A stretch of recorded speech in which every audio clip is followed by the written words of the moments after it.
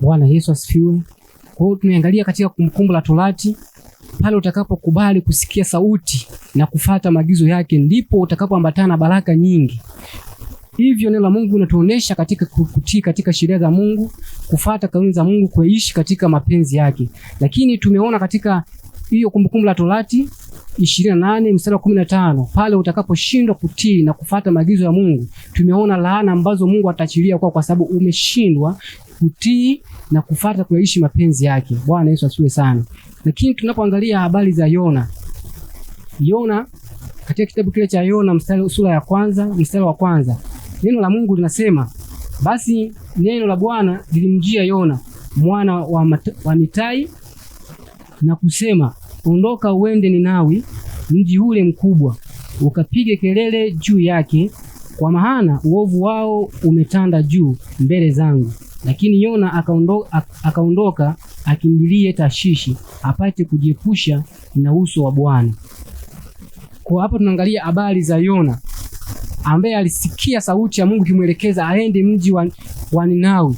Lakini Yona baada ya kusikia sauti ya Mungu hakutaka kuyatii sheria ya Mungu, hakutaka kutii sheria ya Mungu wala maagizo ya Mungu, bali mwenyewe aliona njia yake sahihi ni kukimbia mbali na uso wa Bwana. Lakini hukumu iliyotoka kwa Yona, Mungu, kwa sababu Mungu ni mtu wa kuleta hukumu, ni mtu wa kuagiza na kukupa hukumu pale utakaposhindwa kutii sheria yake. Tunaona Yona baada ya kukimbia, aliposhindwa kwenda Tashishi na kukimbia, aliposhindwa kwenda, Mungu akatuma samaki akiwa ndani ya meli kubwa kuelekea huko alikuwa anakimbilia. Tunaona Yona akamezwa na samaki akaishi tumboni siku 3. Kwa tunaona habari za Yona aliposhindwa kutii sheria ya Mungu na kuenda katika neno la Mungu. Tunaposema sheria ni neno la Mungu. Bwana Yesu asiwe sana. Kwa tunaona habari ya Yona ambaye alisikia sauti ya Mungu ikimwelekeza ya kwamba nenda mji wa Ninawi, kwa sababu watu wangu nimeona wametenda maovu, nenda kapige kelele ukatangaze neno langu. Lakini Yona baada ya kusikia habari hiyo kwamba aende mji wa Ninawi, Yona alikimbilia Tashishi ili ajiepushe na uso wa Bwana. Lakini kwa sababu Mungu alikuwa amemtumia Yona kwamba aende akaokoe ule mji wa Ninawi, Mungu aligeuza hukumu akampa Yona. Yona akamezwa na samaki ili asikimbilie mbali, ili atimize neno la kwenda mji wa Ninawi kutoa ujumbe kwa watu waliokuwa wamekusudia. Bwana Yesu asifiwe sana. Kwa hiyo tunaona kwamba unapotii sheria, unapofuata sheria, unaposema katika neno la Mungu, maana tumesema sheria za Mungu ni neno la Mungu lenyewe. Kwa hiyo unaposhindwa kuenenda katika neno la Mungu, unaposhindwa kufuata misingi ya neno la Mungu, ukaenda kinyume na neno la Mungu, basi tunaona hukumu ambazo zinakuja. Tumesema hata upande wa kibinadamu, kundi la watu limetengeneza sheria, kanuni na taratibu kwamba zifuatwe. Usipotii, tunaangalia hata serikali, tunaona usipotii sheria fulani lazima utapelekwa, utapata hukumu mahakamani na utaenda kufungwa jela. Sasa tunaangalia upande wa neno la Mungu. Usipotii sheria za Mungu, usipokubali kuenenda katika sheria za Mungu na kuishi katika mapenzi yake, ndipo utakapoona laana hizo zote na kujilia. Tunaona mtumishi Yona aliposikia sauti ya Mungu akaagizwa kwenda mji wa Ninawi, lakini baada ya hapo akaona ya kwamba ni bora akimbie mbali na uso wa Bwana, akaenda Tashishi. Lakini Mungu akaona kwamba huyu ndio mtu ambaye natamani kumtumia aende mji wa Ninawi akahubiri habari njema ambazo nataka watu wa Ninawi ambao wametenda maovu katika mji ule wapate kuokolewa, kujua sheria zangu na neno langu, wakaishi katika mapenzi yangu.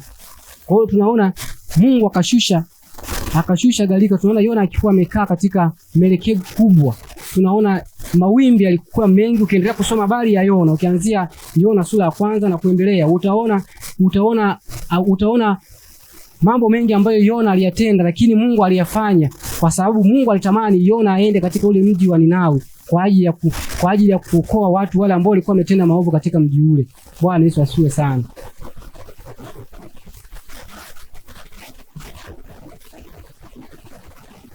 Bwana Yesu asifiwe. Tunaendelea na somo letu sheria za Mungu.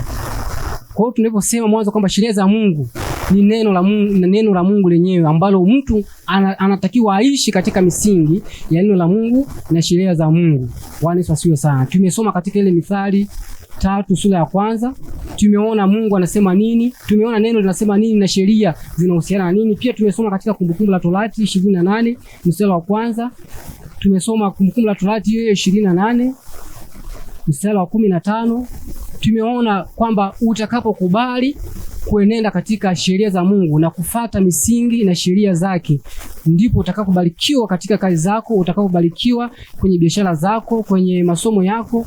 Yote ni kwa sababu umesimama katika sheria zake, umesimama katika mapenzi yake. Lakini huwezi kusimama katika sheria za Mungu, huwezi kusimama katika neno la Mungu wala kuishi mapenzi ya Mungu pasipokuwa na imani. Kwa hiyo tunaposema imani, sheria na sheria za Mungu ni vitu ambavyo vinafanana. Kwa unapotaka kusimama katika sheria za Mungu, kuyaishi mapenzi ya Mungu, ni lazima uwe na imani. Imani ni nini? Utakaposoma katika Waebrania 11 mstari wa kwanza unasema, basi imani ni kuwa na hakika ya mambo yote utarajiayo, ni bayana ya mambo yasiyoonekana. Kwa hiyo imani ni kuwa na hakika, ni kuwa na hakika ya mambo yote yale yasiyoonekana, ni bayana ya mambo yasiyoonekana. Kwa hiyo tunaposoma Waebrania 11 na mstari wa kwanza unasema hivyo kwamba basi imani ni kuwa na hakika ya mambo yote utarajiayo na ni bayana ya mambo yasiyoonekana. Kwa hiyo katika sheria za Mungu, ili uenende sawa sawa na sheria za Mungu, ili usimame katika sheria za Mungu, ni lazima uamini ya kwamba neno la Mungu ni sahihi. Huwezi ukasema kwenye sheria za Mungu kama uamini neno la Mungu ni sahihi. Kwa hiyo unaposema kwenye sheria za Mungu lazima uwe na imani. Bwana Yesu asiwe sana. Kwa sheria za Mungu tunaangalia, ukisoma katika Warumi 13 mstari wa kwanza hadi wa 3, unasema sheria za Mungu, unasema katika neno la Mungu ya kwamba lazima tuseme katika sheria, tutii. Kwa unaposema sheria lazima uitii sheria, ili uishi vizuri lazima utii sheria. Bwana Yesu asifiwe sana. Hebu tuangalie Warumi 13 mstari wa kwanza hadi wa 2.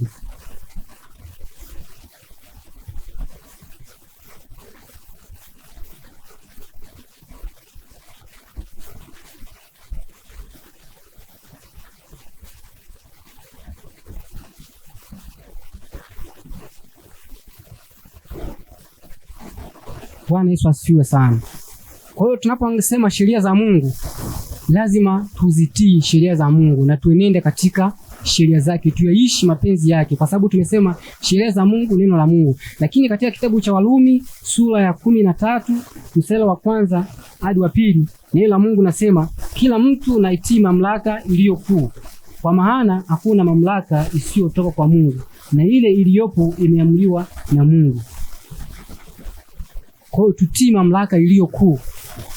Kwa hiyo tunaposema sheria ni mamlaka, sheria neno la Mungu, sheria ni taratibu zilizowekwa na kundi la watu au jamii ya watu au taifa la watu. Lakini pia tunaangalia kwamba sheria za Mungu, kwa hiyo tunaangalia ni kanuni za Mungu au taratibu wa Mungu aliouweka ili tuyaishi na kulisi ufalme wa mbinguni. Ni lazima tusimame katika sheria ya Mungu. Na ndio maana katika Warumi 13 anasema kwamba kila mtu na itii mamlaka iliyokuu, kwa maana hakuna mamlaka isiyotoka kwa Mungu, na ile iliyopo ni ya Mungu. Kwa hiyo hata mwanadamu aliyo kwenye utawala, huyu ni kiongozi fulani yuko kwenye utawala, lazima tuitii mamlaka, kwa sababu anasema hakuna mamlaka isiyotoka kwake.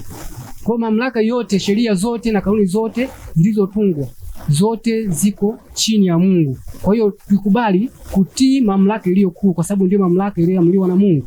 Na hakuna mamlaka ambayo haijatoka kwa Mungu. Mamlaka yote, hata mamlaka ambayo watumishi, tuseme hata rais anayo, kwa sababu yote haya ni mamlaka ambayo yanatoka kwenye sheria ya Mungu. Bwana Yesu asifiwe sana.